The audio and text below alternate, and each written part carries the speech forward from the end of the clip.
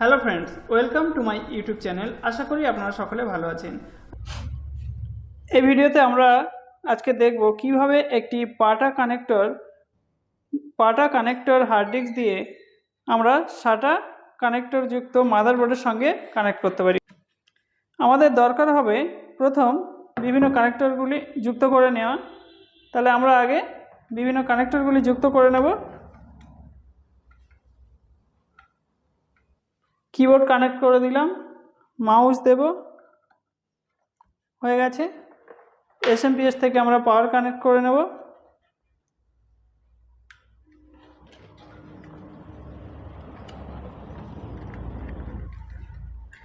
করে দেব।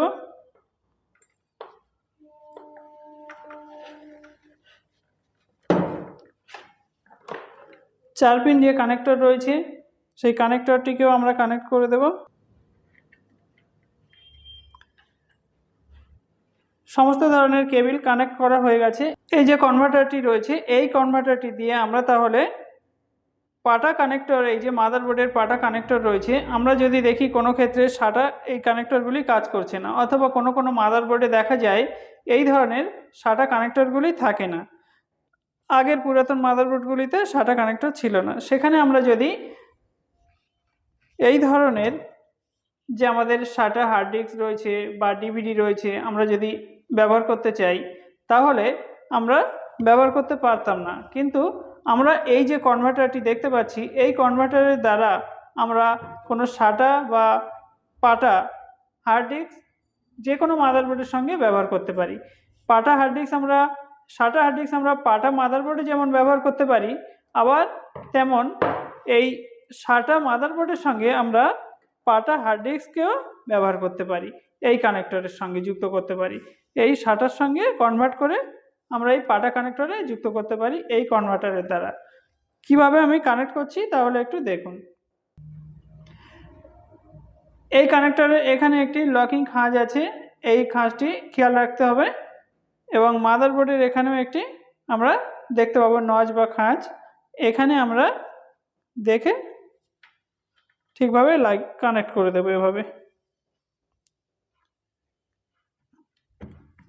মাদারবোর্ডের সঙ্গে আমি কানেক্ট করে দিলাম কনভার্টারটিকে। এখানে পাওয়ার দেওয়ার জন্য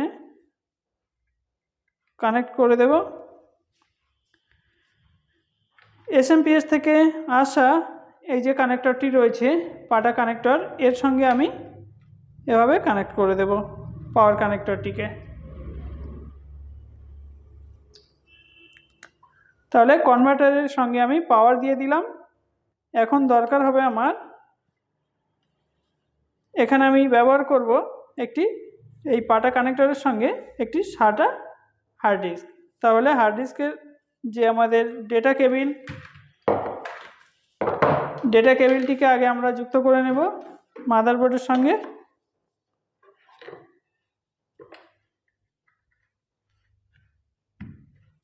যুক্ত করে দিলাম।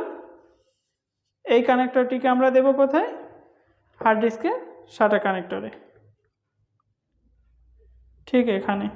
লকিং খাঁজ দেখে নিতে হবে। এখন বাকি রইল আমার পাওয়ার কানেক্টর, সাটা যে হার্ড ডিস্ক রয়েছে সেখানে। সাটা কানেক্টর, এটা পাওয়ার কেবল কানেক্টর যাচ্ছে, কানেক্ট করে দিলাম। তাহলে এখানে আমরা কি দেখতে পেলাম?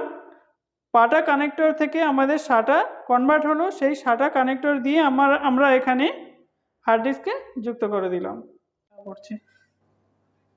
বেশ,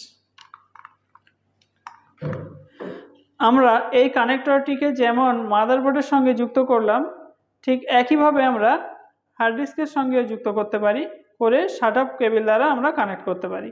তাহলে আমি হার্ড ডিস্কের সঙ্গে যদি যুক্ত করি, এখানে কানেক্টর যেখানে রয়েছে সেখানে কানেক্ট করে দেবো এভাবে। এই যে কনভার্টারটি যুক্ত করে দিলাম হার্ড ডিস্কের সঙ্গে।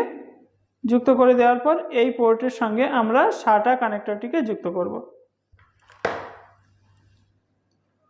সাটা কানেক্টর যুক্ত করলাম এভাবে, এই যে যুক্ত করে দিলাম। এবং সাটা কানেক্টরের অপর প্রান্ত মাদারবোর্ডের সঙ্গে যুক্ত করা রয়েছে, দেখতে পাচ্ছেন এখানে। এখানে আমরা পাওয়ার কেবিল কানেক্টরটি যুক্ত করে দেব।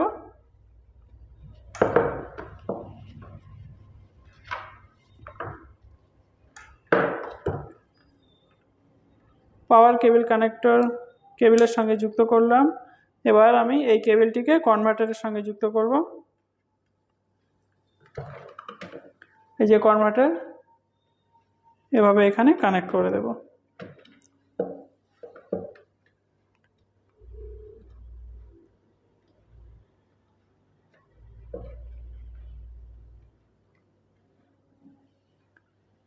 এখানে তাহলে আমাদের মাদারবোর্ডের সঙ্গে সাটা কেবিল কানেক্ট হয়ে গেল, কনভার্টারের সঙ্গে এসে পাটা কানেক্টর যে ছিল কানেক্টরে কনভার্ট হয়ে যুক্ত হয়ে গেল কনভার্টারের সঙ্গে, আর পাওয়ার কানেক্টর যুক্ত করে দিলাম। এখন আমরা কম্পিউটার স্টার্ট করে দেখব। আমরা এখানে তাহলে মাদারবোর্ডটিকে স্টার্ট করে নেব। শর্ট করার পর মাউসের লাইন চলে এসছে, আমরা দেখতে পাচ্ছি মনিটর ডিসপ্লে এসে গেছে। এখানে আমরা দেখতে পাচ্ছি স্টার্ট হোক।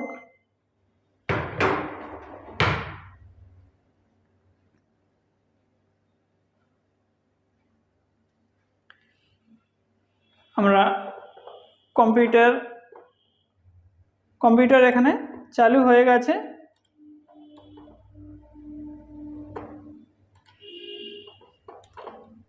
ডেস্কটপে চলে আসলাম। আমরা এখানে যদি কোনো কাজ করি, মাউস এবং কিবোর্ড দিয়ে কাজ করছি। আমরা হার্ড ডিস্কের মধ্যে যে পাটা হার্ড ডিস্কটি আমরা কানেক্ট করেছি সাটা পোর্টের দ্বারা, সেই হার্ড ডিস্কটিকে আমরা এখান থেকে দেখে নিতে পারি কত জিবি আছে বা মেমোরিতে কিছু আছে কিনা আমরা দেখে নিতে পারি, হার্ড ডিস্কের মধ্যে কিছু আছে কিনা। এখানে ব্ল্যাঙ্ক দেখাচ্ছে, সবেমাত্র যুক্ত করেছি, এখন হার্ড ডিস্কের মধ্যে কিছু নেই।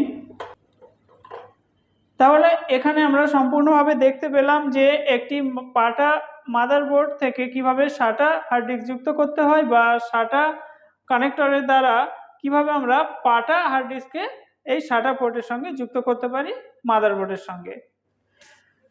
বিভিন্ন কানেক্টরগুলি আমরা এভাবে যুক্ত করে একটি কম্পিউটার স্টার্ট করলাম। এই ভিডিওটি যদি আপনাদের ভালো লাগে তাহলে বন্ধুদের মধ্যে শেয়ার করবেন, এবং চ্যানেলে যদি আপনারা নতুন হয়ে থাকেন তাহলে বাপি জি টেকনোলজি চ্যানেলটিকে সাবস্ক্রাইব করে অল নোটিফিকেশন অন করে রাখবেন। তাহলে প্রত্যেকটি টেকনিক্যাল সংক্রান্ত ভিডিও আপনার কাছে সব থেকে আগে পৌঁছে যাবে। Thanks for watching my video.